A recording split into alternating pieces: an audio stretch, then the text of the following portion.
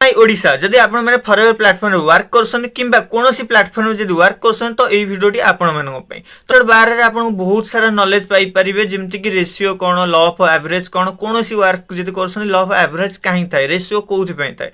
12 रे आपण माने ए विषय रे जानि परिबे जदि आपण माने डायरेक्ट वीडियो आसी देखुसन बहुत किछि दिन से जानि पारु नहंती एक्चुअली फॉरएवर रिलेटेड कोन कोन वीडियो अछि तो 1 2 3 करी सीरियल बाय आसन बहुत सारे दिन से आपण माने जानि परिबे किंबा कोनोसी जगह रे भी आको यूज करि परिबे तो लॉ ऑफ एवरेज कौन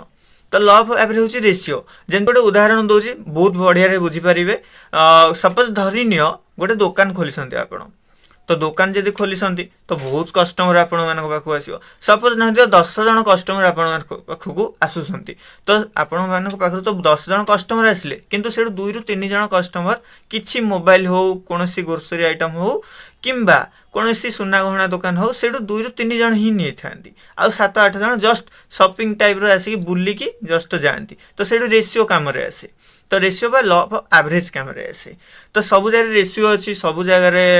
रेशियो कवर करिया भी पड़े तो आपण मैंने आपको जानिले